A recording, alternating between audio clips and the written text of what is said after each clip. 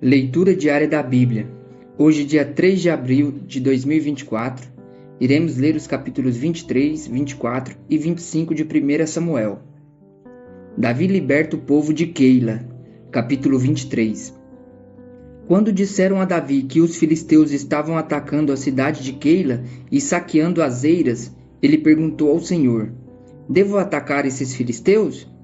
O Senhor lhe respondeu: "Vá, ataque os filisteus e liberte Keila." Os soldados de Davi, porém, lhe disseram: "Aqui em Judá estamos com medo, quanto mais se formos a Keila lutar contra as tropas dos filisteus." Davi consultou o Senhor novamente. "Levante-se", disse o Senhor, "vá à cidade de Keila, pois estou entregando os filisteus em suas mãos." Então Davi e seus homens foram a Keila, combateram os filisteus e se apoderaram de seus rebanhos, impondo-lhes grande derrota e libertando o povo daquela cidade. Ora, Abiatar, filho de Aimeleque, tinha levado o colete sacerdotal quando fugiu para se juntar a Davi em Keila. Saul persegue Davi.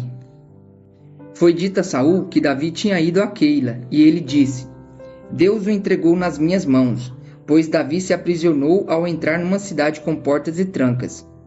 E Saul convocou todo o seu exército para a batalha, para irem a Keila e cercarem Davi e os homens que o seguiam. Quando Davi soube que Saul tramava atacá-lo, disse a Abiatar: "Traga o colete sacerdotal." Então orou: "Ó Senhor Deus de Israel, este teu servo ouviu claramente que Saul planeja vir a Keila e destruir a cidade por minha causa. Será que os cidadãos de Keila me entregarão a ele? Saul virá de fato, conforme teu servo ouviu? Ó Senhor Deus de Israel, responde-me." E o Senhor lhe disse: "Ele virá." E Davi novamente perguntou: "Será que os cidadãos de Keila entregarão a mim e aos meus soldados a Saul?" E o Senhor respondeu: "Entregarão." Então Davi e seus soldados, que eram cerca de 600, partiram de Keila e ficaram andando sem direção definida. Quando informaram a Saul que Davi tinha fugido de Keila, ele interrompeu a marcha. Davi permaneceu nas fortalezas do deserto e nas colinas do deserto de Zif. Dia após dia Saul o procurava, mas Deus não entregou Davi em suas mãos. Quando Davi estava em Oreza, no deserto de Zif, soube que Saul tinha saído para matá-lo. E Jonatas, filho de Saul, foi falar com ele em Oreza, e o ajudou a encontrar forças em Deus. "Não tenha medo", disse ele, "meu pai não porá as mãos em você. Você será rei de Israel, e eu serei o seu segundo em comando. Até meu pai sabe disso." Os dois fizeram um acordo perante o Senhor. Então Jonatas foi para casa, mas Davi ficou em Oreza.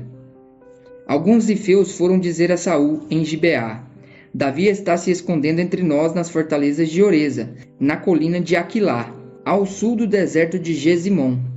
Agora, ó rei, vai quando quiseres, e nós seremos responsáveis por entregá-lo em tuas mãos."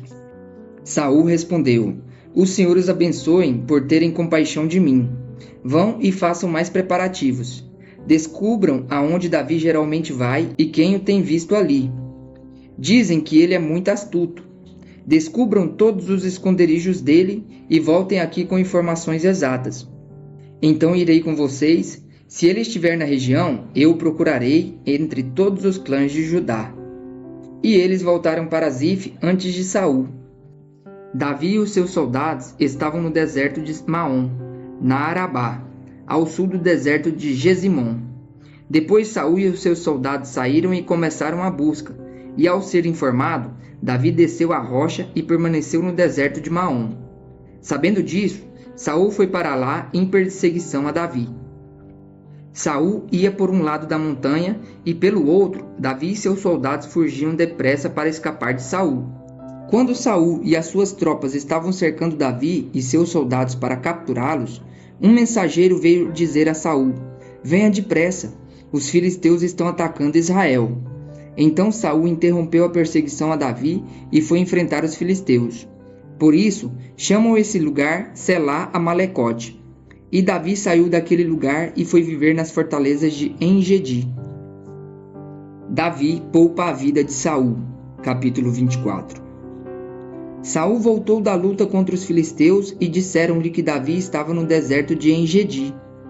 Então Saul tomou 3.000 dos seus melhores soldados de todo Israel e partiu à procura de Davi e seus homens, perto dos rochedos dos bodes selvagens. Ele foi aos currais de ovelhas que ficam junto ao caminho. Havia ali uma caverna, e Saul entrou nela para fazer suas necessidades. Davi e seus soldados estavam bem no fundo da caverna. Eles disseram: "Este é o dia sobre o qual o Senhor falou a você. Entregarei nas suas mãos o seu inimigo para que você faça com ele o que quiser." Então Davi foi com muito cuidado e cortou uma ponta do manto de Saul, sem que este percebesse. Mas Davi sentiu bater-lhe o coração de remorso por ter cortado uma ponta do manto de Saul, e então disse aos seus soldados: "Que o Senhor me livre de fazer tal coisa ao meu senhor, de erguer a mão contra ele, pois é ungido do Senhor." Com essas palavras, Davi repreendeu os soldados e não permitiu que atacassem Saul. E este saiu da caverna e seguiu seu caminho. Então Davi saiu da caverna e gritou para Saul: "Ó rei, meu senhor!" Quando Saul olhou para trás, Davi inclinou-se com o rosto em terra e depois disse: "Por que o rei dá atenção aos que dizem que eu pretendo fazer-te mal? Hoje o rei pode ver com teus próprios olhos como o Senhor te entregou nas minhas mãos na caverna. Alguns insistiram que eu te matasse, mas eu te poupei, pois disse: não erguerei a mão contra o meu senhor, pois ele é ungido do Senhor. Olha, meu pai, olha para este pedaço de teu manto em minha mão. Cortei a ponta de teu manto, mas não te matei. Agora, entende e reconhece que não sou culpado de fazer-te mal ou de rebelar-me. Não te fiz mal algum, embora estejas à minha procura para tirar-me a vida. O Senhor julgue entre mim e ti. Vingue ele os males que tens feito contra mim, mas não levantarei a mão contra ti. Como diz o provérbio antigo, dos ímpios vêm coisas ímpias. Por isso não levantarei minha mão contra ti. Contra quem saiu o rei de Israel? A quem está perseguindo? A um cão morto, a uma pulga. O Senhor seja o juiz e nos julgue. Considere ele a minha causa e a sustente. Que ele me julgue, livrando-me de tuas mãos." Tendo Davi falado todas essas palavras, Saul perguntou: "É você, meu filho Davi?" E chorou em alta voz. "Você é mais justo do que eu", disse a Davi. "Você me tratou bem, mas eu o tratei mal. Você acabou de mostrar o bem que me tem feito. O Senhor me entregou em suas mãos, mas você não me matou. Quando um homem encontra um inimigo e o deixa ir sem fazer-lhe mal, o Senhor o recompense com o bem, pelo modo com que você me tratou hoje. Agora tenho certeza de que você será rei e de que o reino de Israel será firmado em suas mãos. Portanto, jure-me pelo Senhor que você não eliminará meus descendentes, nem fará meu nome desaparecer da família de meu pai." Então Davi fez seu juramento a Saul, e este voltou para casa. Mas Davi e seus soldados foram para a fortaleza. A morte de Samuel. Capítulo 25. Samuel morreu, e todo Israel se reuniu e o pranteou, e o sepultaram onde tinha vivido, em Ramá. Davi e Abigail. Depois Davi foi para o deserto de Maom. Certo homem de Maom, que tinha seus bens na cidade do Carmelo, era muito rico. Possuía 1.000 cabras e 3.000 ovelhas, as quais estavam sendo tosqueadas em Carmelo. Seu nome era Nabal, e o nome de sua mulher era Abigail, mulher inteligente e bonita. Mas seu marido, descendente de Calebe, era rude e mau. No deserto, Davi ficou sabendo que Nabal estava tosqueando as ovelhas. Por isso, enviou 10 rapazes dizendo-lhes: "Levem minha mensagem a Nabal em Carmelo, e cumprimentem-no em meu nome. Diga-lhe: longa vida para o Senhor, muita paz para o Senhor e sua família, e muita prosperidade para tudo que é seu. Sei que você está tosqueando suas ovelhas. Quando seus pastores estavam conosco, nós não os maltratamos, e durante todo o tempo em que estivemos em Carmelo, nada que fosse deles se perdeu. Pergunte a eles, e eles lhe dirão. Por isso, seja favorável, pois estamos vindo em época de festa. Por favor, dê a nós, seus servos, e a seu filho Davi o que puder." Os rapazes foram e deram a Nabal essa mensagem em nome de Davi, e ficaram esperando. Nabal respondeu então aos servos de Davi: Quem é Davi? Quem é esse filho de Jessé? Hoje em dia muitos servos estão fugindo de seus senhores.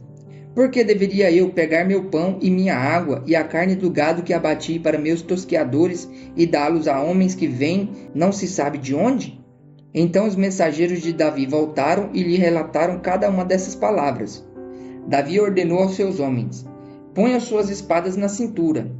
Assim eles fizeram, e também Davi. Cerca de 400 homens acompanharam Davi, enquanto 200 permaneceram com a bagagem. Um dos servos disse a Abigail, mulher de Nabal: do deserto, Davi enviou mensageiros para saudar o nosso senhor, mas ele os insultou. No entanto, aqueles homens foram muito bons para conosco. Não nos maltrataram, e durante todo o tempo em que estivemos com eles nos campos, nada perdemos.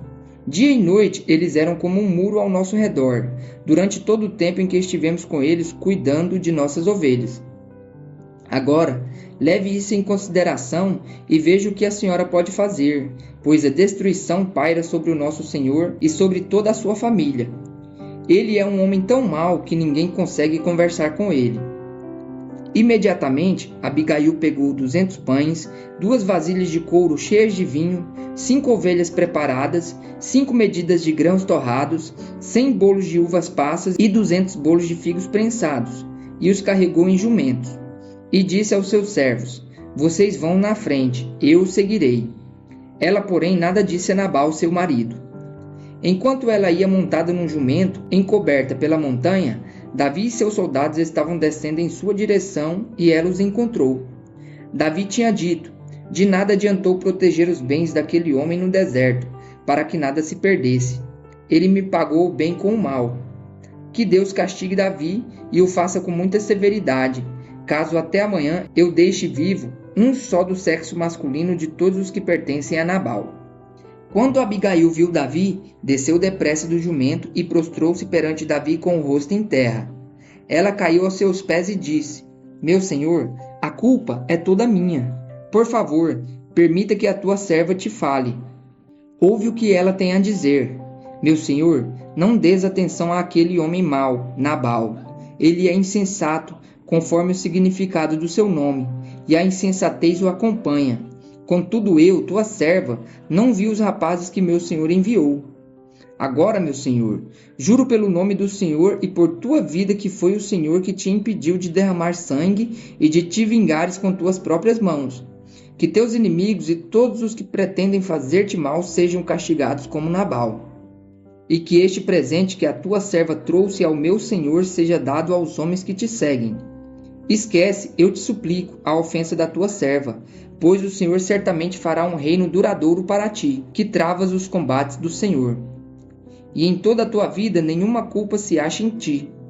Mesmo que alguém te persiga para tirar-te a vida de meu Senhor estará firmemente segura como as dos que estão protegidos pelo Senhor, o teu Deus. Mas a vida dos teus inimigos será atirada para longe como por uma tiradeira.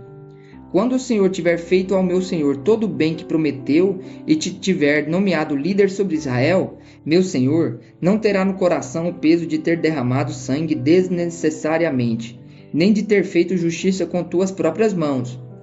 E quando o Senhor tiver abençoado a ti, lembre-te da tua serva. Davi disse a Abigail: bendito seja o Senhor, o Deus de Israel, que hoje a enviou ao meu encontro.